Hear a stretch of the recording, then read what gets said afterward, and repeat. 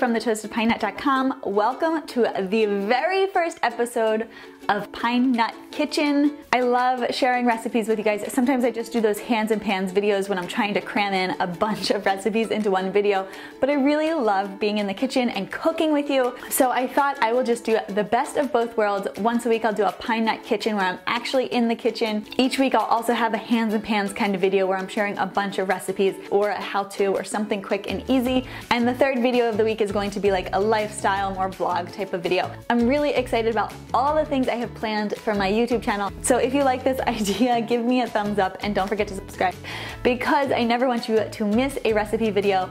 You may also notice that I have a mic on. Hopefully you can hear me better. For the past few years, I've just been shouting at the camera, so I am hoping that this mic will just help us both.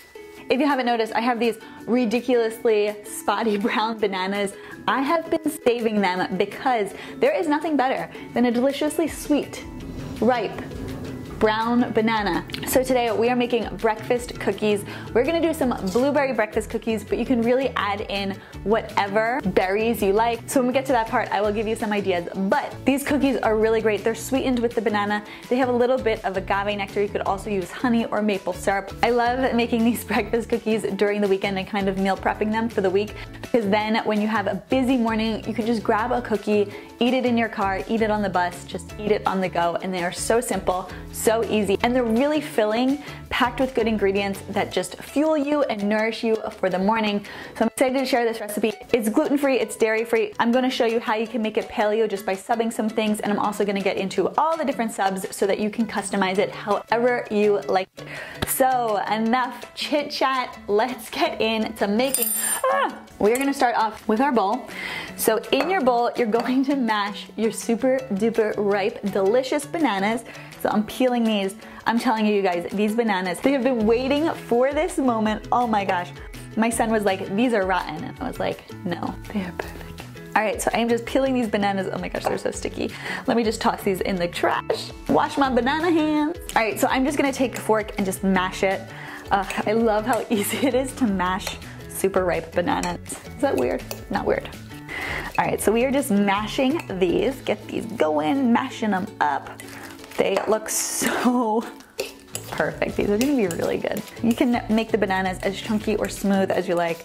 I like a medium chunk. All right, so in our bowl, we're gonna add in all of the wet ingredients. So we're gonna start off with our 2 eggs. You could use flax eggs if you prefer. Next up, we're adding 1/3 cup of natural peanut butter. You can add in any nut or seed butter you like. So for paleo, you wanna use almond butter. Just make sure it's natural, there's no extra oils or sweeteners in there.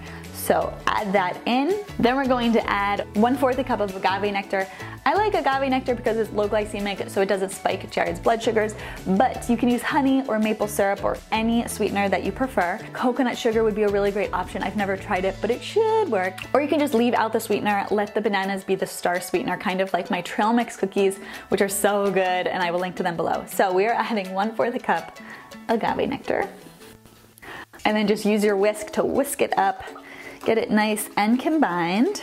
Whisk it up, baby, now. Whisk it up, baby. Whisk and shout, whisk and shout. We're gonna add our dry ingredients. So I have 2 cups of blanched almond flour. You could use coconut, no. You can use cashew flour, which I love. It adds a nice butteriness to it. You can also use a hazelnut flour, any nut flour that you typically use. Stay away from coconut flour.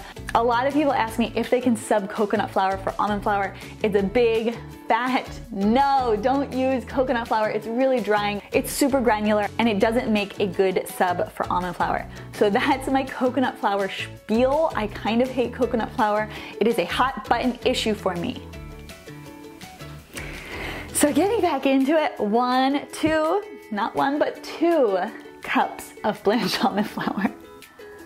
All right, we're also adding 1 teaspoon of baking soda, and the recipe on my blog calls for 1/3 cup of flax seeds. I am using flaxseed meal just because that's what I have in. It's gonna add a nice hardiness to the cookie, but if you prefer a seedy crunch, go for the flax seeds. This is such a customizable cookie, which is why I love it. So 1/3 cup of flax meal.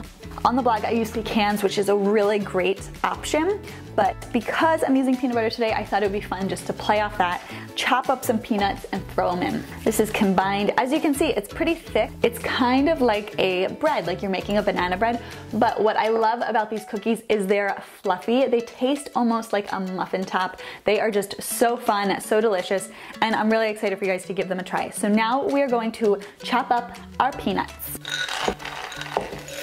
So run your knife through them just to chop them up a little bit. You want about 1 cup of chopped nuts.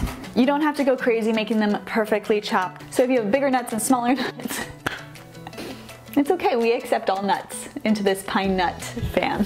All right, it is a little less than 1 cup. That is no big deal. These don't have to be perfect. You use what you have in, sub in any nuts or seeds. They turn out delicious every time. All right, so we're adding those peanuts to the bowl. I'm gonna scooch this, guys, scooching. All right, so I have washed my strawberries. I'm just gonna add 1.5 cups. These aren't strawberries, blueberries, but you can use strawberries, raspberries.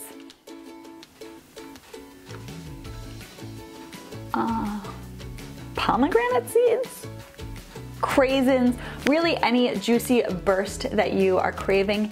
Add that into the mix and it'll be delicious. So what we're gonna do is add 1.5 cups of washed blueberries into the batter. All right, so 1 cup, and that's about 1/2 cup. Oh, there's a stem on there, you snuck in. And then we're just going to fold everything in to the batter. Oh, these are gonna be so good, so good. Folding, folding. All right, once they are nice and combined, you wanna grab a baking sheet lined with parchment paper. All right guys, so here is my trick to making perfectly uniform cookies. You use an ice cream scooper, you just scoop, you slide it against the bowl to kind of flatten it off, plop it onto your baking sheet. So stinking easy. Ice cream scooper, whether you are making cookies like these or making muffins, trying to fill your muffin tins, this will change your life. Changing lives right here. Pine Nut Kitchen. So because these are bigger cookies, I like to do about 6 on each baking sheet. So we're just going to plop 6 cookie dough balls onto the baking sheet. So if you want, you can add like 1 or 2 more blueberries on top. Totally not necessary, but it adds an extra juicy burst. So if you're feeling it, go for it. And then my oven is preheated to 350. We're just gonna pop these in the oven for 15 minutes. All right, you guys, they have been cooking for about, I guess it was more like 20 minutes. I had it in for 15, checked them. They needed a few more minutes, so it was about 18 to 20 minutes. You can see the edges are a little golden brown, so that's how you know that they were done.